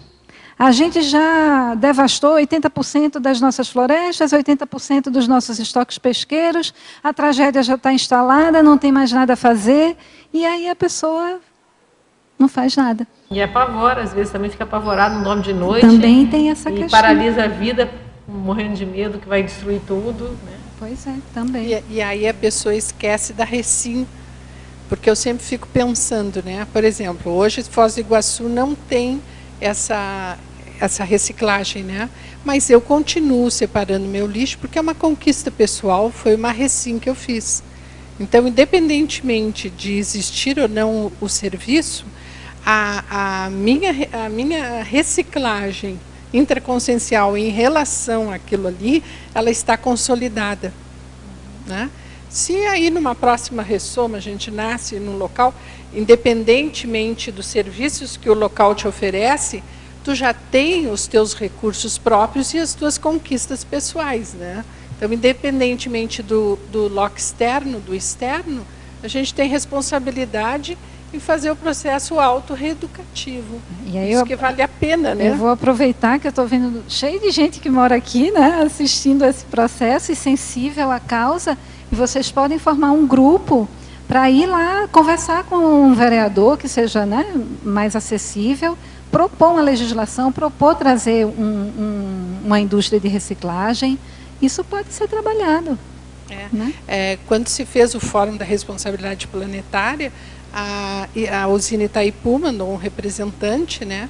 E eles já têm todo esse processo de catadores, de reciclagem, quer dizer, mas aí é um processo bem local, não é municipal. Não chegou a expandir, né? Isso. É um trabalho mas muito já bom. Tem infraestrutura, já é meio caminhado, talvez. Poderia expandir, né? Uma outra ideia é vocês levarem para o conselho, a organização que existia aqui, de empresários. Olha, a agenda ambiental organizacional vai fazer vocês economizarem, vai fazer vocês reduzirem o desperdício, vai trabalhar as pessoas para se sentirem melhores e mais produtivas, vocês só têm a ganhar. E eles próprios podem obter uma solução nesse sentido, né? Gerar uma solução aí. O Paraguai não tem taxação de impostos para quem quer instalar lá uma usina de reciclagem. E eu já viajei com grupos, não eu participando do grupo, né? Conversando, e eles disseram que estavam vindo para Foz para entrar em contato com o governo do Paraguai para instalar essas usinas de reciclagem lá no Paraguai. Então, precisava de uma política, né, de incentivo para se instalar alguma coisa aqui, da prefeitura. Aqui em Foz, o condomínio Integração tem separação de lixo reciclável. A gente tem um lugarzinho lá separado. E eu não sei como é que eles pegam. Catador. É catador, né? Para onde levam, né? Mas eu queria falar, Clara, de uma questão que eu vivenciei com meus filhos, né? Porque eu acho que a questão do exemplarismo é super importante esse aprendizado que fica para o resto da vida, né? Então, o tempo inteiro eu botei alguma coisa no carro ali, a gente juntava o lixo ali, depois jogava no lugar certo, e fazia questão também de ir com eles fazer trilhas, né? Eu morava perto da Chapada Diamantina e a gente fazia muitas trilhas, inclusive uma assim, que a gente fez em 4 dias, e que no final eu perguntei para eles, né, assim, o que vocês aprenderam nessa viagem aqui, nessa aventura? E um deles falou assim para mim, que a gente precisa de muito pouca coisa para viver, né? Muito bom. Então, e eles eram novinhos, tinham 8, 10, a outra tinha 14. Então, impregnou neles essa aprendizagem. E hoje, lá em casa, assim, eles são bem... têm uma consciência ecológica desenvolvida. Muito bom. Então, acho que exemplarismo, assim, é tudo. Né? Sim. Pode? Clara, em culturologia, a última frase, a cultura proexológica. Eu achei interessante você trazer esse contexto aí da cultura proexológica, considerando que a programação existencial de todos, acho que deve passar por essa consciência ecológica, né? Senão, acho que não seria uma programação existencial, né? De forma técnica, né? E aquele aspecto que a gente vai voltar, né? Nós vamos voltar. Clara, para fechar, você podia passar essas 7 etapas aqui que você fez na caracterologia? Se der tempo, eu tenho uma pergunta depois. Essas 7 etapas são as recomendações para uma proposta de chegada numa organização que não tem nada. Então, o que tem é uma pessoa, 2 pessoas, 3 pessoas que estão motivadas, então é um roteiro. Então, forma uma pequena equipe, primeiramente, né? Vê quem é que é simpática à causa. Uma coisa fundamental para iniciar o processo é o diagnóstico. O que é que existe aqui? Né? O que é que a gente tem de bom e de negativo que pode melhorar? Depois, escreve um projeto para organizar as suas ideias, organizar as coisas que podem ser feitas, fazendo um plano de ação, né? O que fazer, como, quando, quem é que vai executar. Isso é uma forma de organizar, qualificar a proposta, gerando mais chances do projeto dar certo. Um plano de comunicação, se a organização é grande, né, vai precisar todo mundo estar sabendo dessa proposta. Não adianta, a minha instituição pública tem 2.000 pessoas. Não adianta um setor com 5 pessoas estar fazendo as ações e o resto não está, né? Então, a comunicação é importante para todo mundo ficar sabendo e a gente eliminar a variável da ignorância. Então, se alguém resolve não adotar a proposta, não é porque faltou esclarecimento. Depois, o processo de integração, que aí a gente começa a incorporar outras ações, outras pessoas, né, e a gente vai expandindo o processo para toda a organização. As ações, o que é que efetivamente cada o projeto vai incluir, que pode ser feito, e aí estão algumas ações básicas. E, por último, dentro daquela proposta do PDCA, né, que é a última etapa do planejar, fazer, checar, por fim eu vou agir para fazer a avaliação e as correções, as etapas finais do PDCA. Eu queria só aproveitar a defesa do verbete de hoje e falar também da alimentação. Eu estive semana passada, eu tenho ido uma vez por semana com a minha filha no SEASA, que aqui em Foz do Iguaçu é o centro de abastecimento de hortifruti grangeiros. A gente, com R$50 lá, faz o rancho de fruta, verduras, todos os tipos de frutas e verduras, se come ali 5 quilos de laranja, então se faz o rancho para a semana. Então, é uma forma consciente de você não gastar no supermercado, gastar menos e se alimentar bem. A alimentação à base de frutas e verduras, isso é barato, né? Você falou de conscientização e vale a pena. Fica a dica para todos. Já que você falou de alimentação, tem um movimento também na internet que houve uma sensibilização para evitar deixar resto de comida no prato.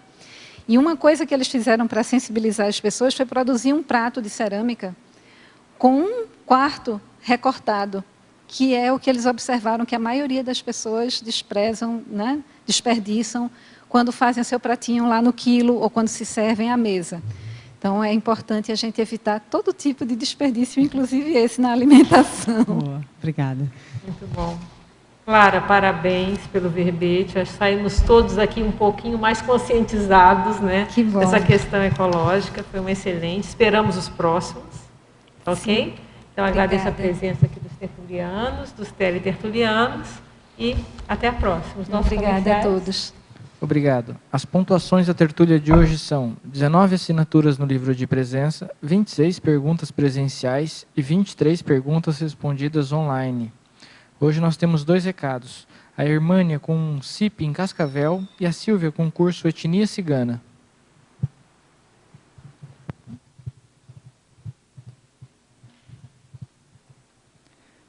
Boa tarde a todos.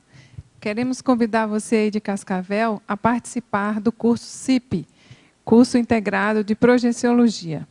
Esse curso é muito interessante, fala a respeito das projeções fora do corpo, das bioenergias, a melhor forma de utilizar esses fenômenos para a sua evolução pessoal. Ele terá início, vou repetir, em Cascavel, aqui no Paraná, dia 12 de abril, semana que vem. O telefone para contato é 9810-9999. Obrigada. Boa tarde a todos. A CIP convida para o curso Etnia Cigana com a professora Nália Maia, com o objetivo de estudar a origem, vida, crenças e tradições do povo cigano. O curso Etnia Cigana traz como temas principais a identificação dos costumes, crenças, leis e tradições, a compreensão da diversidade cultural, a promoção do exercício da liderança interassistencial, a apresentação dos resultados da autopesquisa serexológica, assim como o paralelo do parapsiquismo cigano com o autoevolutivo. Contudo, trazemos os seguintes questionamentos. Você se identifica com a cultura cigana? Que traços ainda possui? Já teve alguma retrocognição relacionada ao tema? Você já identificou os grupos que serão assistidos por você na baratrosfera? Como fazer o link com esses grupos? Que relação podemos fazer entre os atuais bloqueios ao desenvolvimento do parapsiquismo lúcido e o mau uso do parapsiquismo quando ciganos? Que crenças, preconceitos ou romantismos você ainda carrega sobre o tema? E para esclarecer e debater melhor sobre o tema Etnia Cigana, convidamos todos para o curso que acontecerá na sede da CIP, no dia 13 de abril, neste próximo final de semana, das 8h30 às 18 horas. Informações no telefone 45 2102 1421. E-mail acip@acip.com. Obrigada a todos. Para amanhã, teremos o verbete Viagens Internacionais, especialidade autorressexologia, com a verbetógrafa Kátia Aracaki. Obrigado e boa tarde a todos.